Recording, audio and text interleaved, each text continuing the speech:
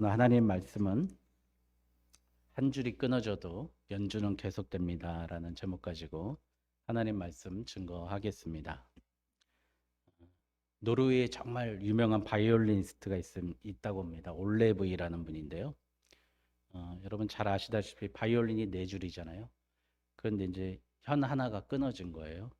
이 줄에 보니까 E 코드고 맨 위에 줄이 E, A, D, G 이렇게 코드, 기타도 줄마다 코드가 있듯이 근데 아마 중간 줄이 끊어졌나 보죠.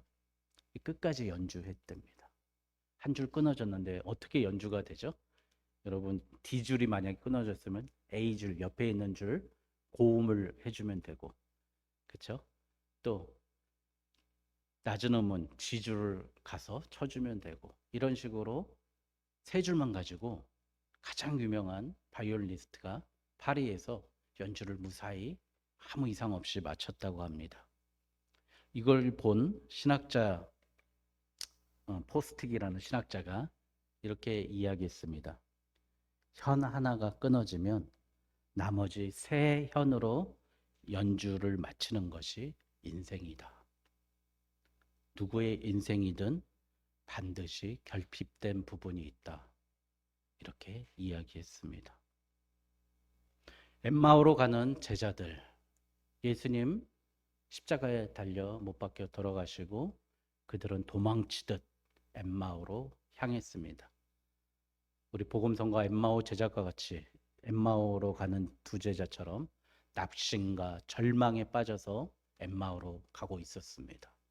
바로 그들이 자기가 믿었던 그 줄이 끊어진 연주자와 같은 사람들이었습니다.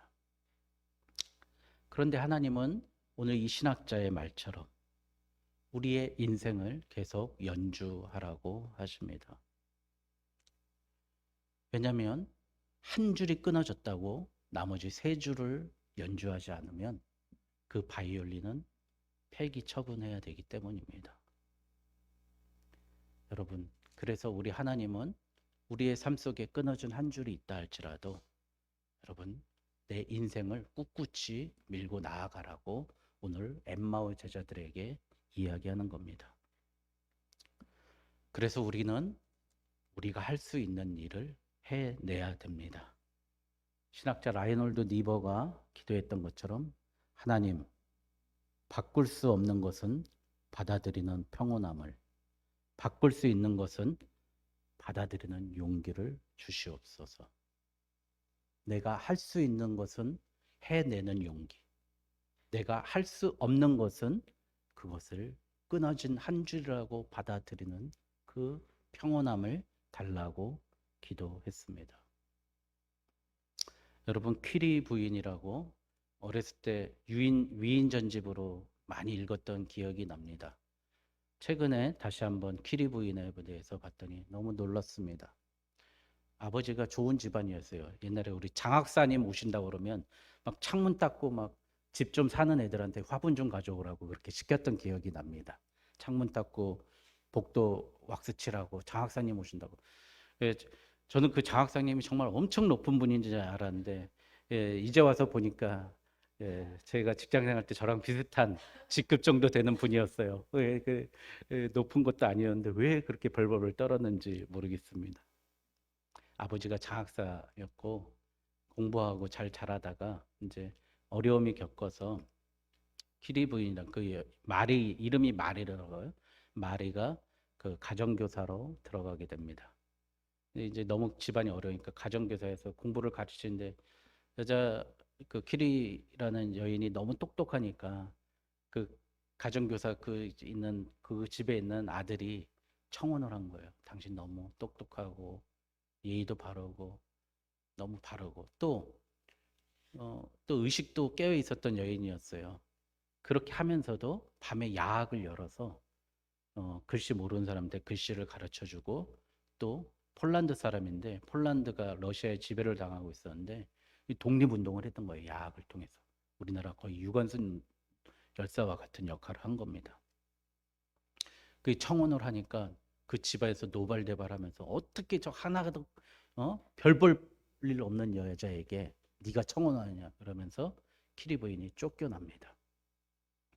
자기가 꿈꾸고 있었던 여자가 과학을 공부할 수 있는 꿈꾸고 있었던 유일한 도시가 그때는 파리였답니다.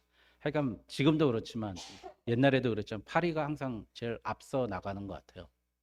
파리 대학의 소본느 대학에서 그가 이제 공부를 하게 되고요. 여러분들 잘 아시는 여러분들 항암 치료 받아보셨지 않습니까? 방사선으로 쐬면서 그 라돈이라는 걸 큐리 부인이 발견해 냅니다. 이 라돈은 여기 뭐 철도 통과하고 콘크리트도 통과 안 되는 거예요. 그러니까 우리가 이 몸속에 있는 무엇인가를 어 저도 그 요로결석 있었을 때 보니까 그 안에 있는 걸 딱딱딱 하면서 깨더라고요. 그런 역할을 하는 그 항암 치료제를 그 물질을 발견합니다. 그걸 공부하기 전까지 맨날 영양실조에 걸려 있었어요. 그냥 빵 하나 가지고 며칠을 연명하고 거기에 버터 조금씩 발라서 연명하고 밥하는 시간이 공부하는 시간이 아까워서 밥도 안 하고 빵 하나 먹으면서 열심히 공부했어요. 그래서 그 여인이 라돈을 발견하고요. 그래서 노벨 물리학상을 받습니다. 1903년에. 그런데 그 다음에 또 화학물질을 발견해 가지고요. 노벨 화학상까지 받아요.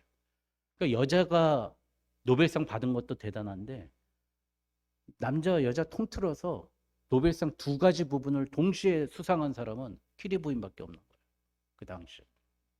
근데 그 여인이 너무 가난하고 힘들었던 삶에서 이제 제약회사나 의료기에서 이렇게 얘기하는 거예요. 이 라돈을 추출하는 그 기술을 우리한테 팔라고. 그러면 그거 팔았으면 그가 얼마나 그 로열티죠, 만약 지적재산권이죠. 팔라 그런데 퀴리 부인이 어떻게 했냐면 전 그거 무상으로 제공하겠습니다. 그런 거예요. 왜 그러냐고 그러니까 저도 너무 가난하고 어렵고 힘들게 살았는데 병을 치료하기 위해서 제가 이 재산권을 팔아버리면 환자들의 병원비 부담이 늘어나지 않겠습니까? 저도 어렵게 영양실조 가면서 심지어 쓰러져 가면서 사는 가난한 날이 있었는데 그때가 가장 행복했습니다.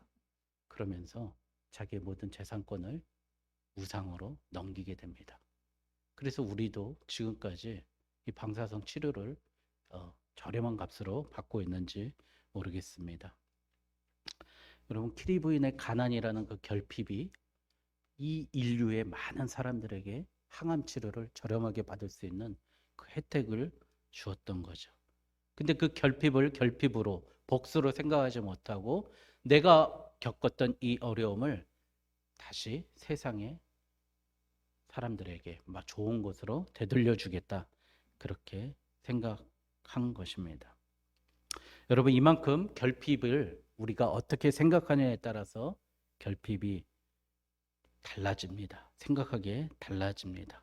그런데 우리는 그 결핍을 묵상한다는 거예요. 나는 이 문제 때문에 안 돼.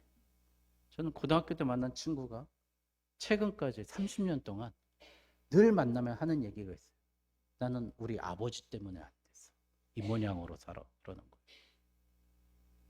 그 아버지의 강압적인 것 때문에 나는 이 모양으로 살아. 그래서 정말 똑똑하고 저보다 공부도 잘하고 똑똑하고 잘생기고 등치도 크고 키도 크고 다 잘하는데 아무것도 못하고 있는 거예요. 이 아버지에 대한 원망 때문에 아버지라는 끊어진 한 줄 때문에 자기 인생을 단 한 줄도 못 나가는 거예요. 그 친구는 학력고사를 보면 한 개 틀리면 아까워하는 친구였어요. 영어 시험에서. 근데 지금도 아무것도 못하고 있는 친구가 있어요. 여러분 닉 부이치치라고 아시지 않습니까? 그가 무대에 나오면 다리 팔 없고 다리 잘려 있잖아요. 그럼 등장을 어떻게 합니까? 위에서 쿵 떨어지면서 떼굴떼굴 굴르면서 닉 부이치치는 시작합니다. 그래서 뭐라고 얘기해요? 여러분들은 두 발, 두 팔 모든 것이 있어도 아무것도 못하지만 나는 두 발, 두 팔 다 없어서 여기서 떼굴떼굴 굴르지만 예수 그리스도를 증거합니다. 그렇게 이야기한다는 거죠. 여러분 그래서 우리에게 주어진 이 결핍 여러분 어떻게 생각하십니까? 우리가 왜 이 결핍이 자꾸 크고 어마어마하게 겁나고 그렇게 느껴질까요? 이 세상의 문제입니다. 지금은 너무 보여주는 게 많은 거예요. 저도 뭐 쇼츠 보다 보면 그냥 10분 그냥 쓱 갑니다. 왜 이렇게 재밌는 게 많아요? 예? 강아지들 막 목욕하자 그러면 침대 밑으로 쏙 숨어 들어가고 막 예? 너무 웃기는 게 많더라고요. 그런 거 보고 이 인스타그램, 페이스북에 보면은 맨날 어디 맛있는 데에서 요리 정갈하게 돼 있는 거 찍고 해외에서 찍고 우리 딸이 사준 명품 찍고 올리고 여러분 세상 사람들이 생각하는 그 모든 것이 나는 결핍 없는 사람이야. 나는 완벽한 사람이야. 내 인생은 행복해라고 쇼하는 거예요. 근데 그 내면에 들어가 보면 얼마나 아픔과 어려움이 많이 있습니까? 이번에 국회의원 선거 당선된 우리 나경원 의원 있잖아요. 참 보니까 이번에 당선될 때 유심히 보셨습니까? 의원 왼쪽에 누가 있었죠? 네, 딸이 있었죠. 서울대 나오고 정말 유명한 판사고 남부럴 거 없는 당 대표까지 했는데 그 의원에도 끊어진 한 줄이 있는 거예요. 마음 아픈 나경원 의원이 딸이 있는 거예요. 아무것도 모르면서 행복해하면서 엄마가 당선되는 같이 박수를 치는 모습을 보면서 누구나 저런 아픔과 어려움이 있구나라는 걸 생각해 봤습니다. 여러분, 그래서 우리의 문제는 첫 번째, 너무 우리가 보여지는 남들이 쇼하는 것을 그대로 믿기 때문이에요. 모든 사람, 오히려 그렇게 보여주고 하는 사람의 내면을 보면 사실 다 거지예요. 볼 거 없어요. 다 문제투성입니다. 우리 속지 말아야 됩니다. 신앙적으로 돌아와서 두 번째, 우리가 이 결핍에 대해서 대하는 문제. 여러분, 우리의 문제는 뭐냐면 오늘 엠마오의 두 제자를 보십시오. 예수님이 생전에 부활하신다고 그랬습니까? 부활하지 않는다고 그랬습니까? 3일 만에 분명히 부활하신다고 했어요. 그리고 사람들에게 보이고 로마 병정들은 잃어버려서 울었고 마리아들도 보지 못했지만 많은 사람들이 예수님이 나타나심을 봤습니다. 근데 이들은 어떻게 했어요? 예수님의 부활을 들었는데 믿지 않았어요. 여러분, 설교를 이 시간에 듣는 거하고 믿는 거는 전혀 틀린 문제입니다. 여러분, 예수님의 말씀을 내가 들었다고 안다고 내가 천국 가는 거 아닙니다. 예수의 부활을 진짜 내가 믿고 그 믿음으로 말미암아 살아가야 돼요. 근데 믿지 않는 거예요. 여러분, 또 우리의 문제가 뭐죠? 여러분, 그렇게 믿지 않으니까 그 마음속에 뭐가 있어요? 마음속에 예수가 없는 겁니다. 절망과 고통 속에서 아유, 우린 나 갈 길로 아유, 나는 그냥 그물이나 던지러 가야 되겠다. 난 다시 업으로 돌아가야 되겠다. 다 제 갈 길로 흩어지고 돌아갑니다. 진짜 우리의 문제는 가장 중요한 한 줄, 예수 그리스도의 줄이 끊어졌는데도 그 끊어진 거를 모르는 거예요. 그냥 세상의 줄, 세 줄 잡고 나아가는 겁니다. 여러분, 지금 나에게 끊어진 줄이 무엇입니까? 아들 때문에 내 줄이 끊어졌다고 생각합니까? 남편 때문입니까? 아내 때문입니까? 돈 때문입니까? 건강 때문입니까? 우리 부모가 내가 어렸을 때 썼던 폭력 때문입니까? 여러분, 그래서 나는 그것 때문에 한 걸음도 걷지 못한다면 우리 아버지 하나님, 이 폐기 처분할 수밖에 없는 내 인생 얼마나 안타깝게 보겠습니까? 여러분, 그래서 우리가 어떻게 나아가야 될까요? 제일 첫 번째, 예수님이 내 마음에 오셔야 합니다. 여러분, 예수님 내 마음에 오십시오. 내 마음을 엽니다. 주님 나에게 와 주십시오. 이 간절함부터 좀 가졌으면 좋겠습니다. 오늘 엠마오로 가는 제자들이 24절에 보니까 또 우리가 함께한 자 중에 두어 사람이 무덤에 가 과연 여자들이 말한 바와 같음을 보았으나 예수는 보지 못하였느니라 하거늘. 이 뭐예요? 이제 예수는 없어. 예수가 사는 세상은 이제 끝났어. 이제 예수는 끝이야 라고 생각하는 거예요. 여러분, 우리는 예수님이 없다고 생각하는 이 마음에서 다시 되돌려야 돼요. 예수님, 내 마음속에 진짜 예수님이 없습니다. 오늘 내 마음속에 들어와 주십시오. 자정하셔서 나를 주관하여 주시옵소서. 이런 마음으로 예수님을 내 마음에 모시는 저와 여러분 되시길 주님의 이름으로 축원드립니다. 두 번째, 예수와 같이 먹고 같이 자고 같이 동행하시기 바랍니다. 오늘 말씀의 29절 30절 같이 한번 읽겠습니다. 그들이 강권하여 이르되 우리와 함께 유하시다가 때가 저물어 가고 날이 이미 기울었나이다 하니 이에 그들과 함께 유하로 들어가시니라. 그들과 함께 음식 잡수실 때 떡을 가지사 축사하시고 떼어 그들에게 주시니. 아멘.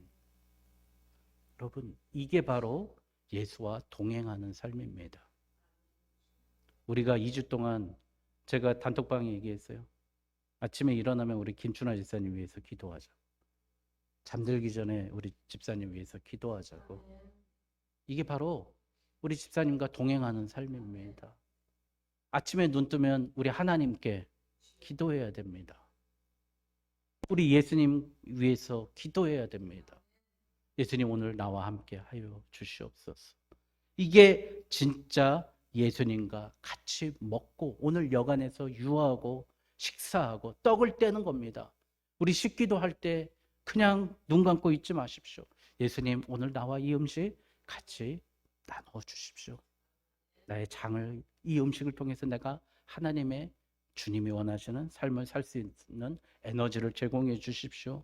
이렇게 주님과 같이 먹고 같이 자고 같이 동행했더니 엠마오의 두 제자들이 마음이 뜨거워졌던 겁니다. 세 번째, 철저하게 자신의 상태를 고백하십시오. 진짜 기도하라는 겁니다. 이 엠마오의 두 제자들이 예수님께 했던 얘기가 뭐예요? 예수님이 없습니다. 여인들도 못 봤답니다. 옷자락만 남았답니다. 도대체 예수님 어디 간지 모르겠습니다. 그 문제를 가지고 솔직히 얘기하니까 예수님이 구약 성경에 얘들아 내가 다시 3일 만에 나타나고 다시 태어나는 27절에 모세와 모든 선지자의 글로 성경에 모두 쓴 바 자기에 관한 것을 자세하게 설명하셨다고 그럽니다. 내가 오늘 예수가 없습니다라고 자기의 문제를 솔직히 고백하고, 또 진짜 기도는 무엇입니까? 오늘 동고동락하는 기도와 같이 하나님 내가 오늘 나아가는데 문제가 있습니다. 해결 안 되는 문제가 있습니다. 예수님 정말 이 문제 어떻게 해결해야 될지 모릅니다. 자기의 철저한 지금 상태. 하나님 내가 오늘 물질이 필요합니다. 사람이 필요합니다. 관계의 개선이 필요합니다. 분명히 기도해야 됩니다. 네 번째, 오늘 이들이 예수님을 만나고 33절에 보니까 다시 예루살렘으로 돌아갔습니다. 여러분, 예수님 만났으면 다시 예루살렘으로 돌아가야 됩니다. 엠마오에서 자신의 발걸음을 돌려서 예루살렘으로 돌아가야 됩니다. 예루살렘이 어떤 곳입니까? 예수님이 왕이 되시는 곳입니다. 주님이 다시 세우시겠다는 성전이 있는 겁니다. 여러분, 우리의 영적인 예루살렘이 어디예요? 다시 교회로 돌아와야 됩니다. 여러분, 교회로 돌아오십시오. 몸만 오지 마시고 우리의 마음도 돌아와야 됩니다. 이들이 마음을 돌이켜서 마음이 뜨거워져서 간 곳이 바로 시몬이 있는 예수님이 왕이 되신 그 예루살렘 성전에 그들이 다시 모여서 마가의 다락방에서 힘써 기도했더니 사도행전의 부흥이 일어났던 것입니다. 여러분, 그러니 우리는 다시 예루살렘으로 돌아가야 합니다.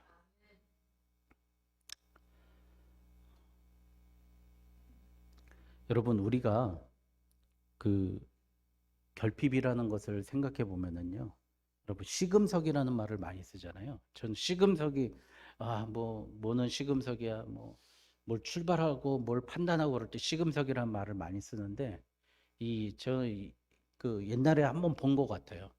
그 금은방 같은 데서 보면 여기다가 살짝 긁어 보면은요, 이게 그 좋은 금인지 나쁜 금인지 알 수 있고요. 이 광물 같은 데 한 데서 본다는 거예요.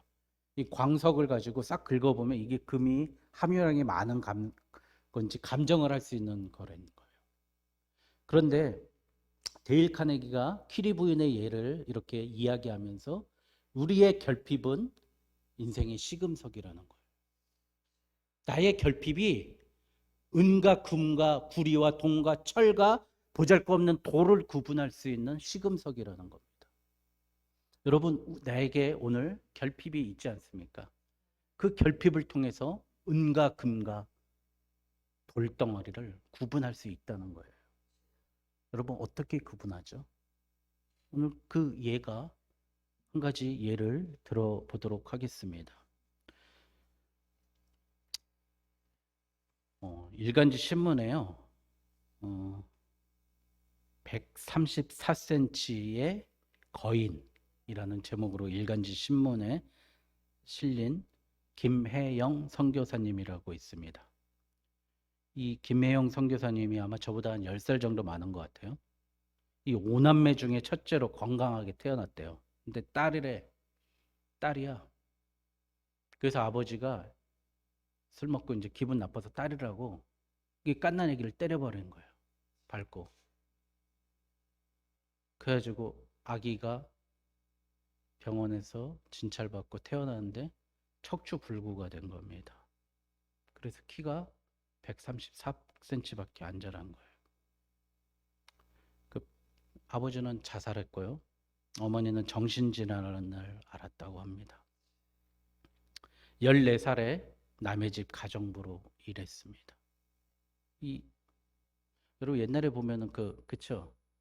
우리 저 작은 집에도 있었어요. 그런 누나가 하나 있었어요. 이렇게 양딸도 아니고 이상하게 뭐 잔심부름 시키면서 키웠던 누나가 있었었는데 가정부로 일했는데요. 이 가정부로 사는 것보다 기술을 좀 배우면 나을 것 같다고 생각해서 직업학교에 들어갑니다. 그 여인이. 그래가지고 편물이 뭐죠? 이 뜨개질이죠. 뜨개질을 직업학교에서 배운 거예요. 근데 뜨개질 왕이 된 거야. 그래서 장애인 전국체전에서요. 기술 경연대회 있었잖아요. 장애인 올림픽. 그 우리나라에서 1등을 한 거예요. 뜨개질로. 그래가지고 콜롬비아에서 열린 세계 장애인 올림픽에서 또 우승을 한 겁니다. 1985년도에. 그분이 그 야학을 다니면서 직업학교를 다니면서 직업학교에서 정말 신실한 선생님을 만나서 그 선생님의 통해서 예수 그리스도를 영접하고 하나님을 만나게 됩니다.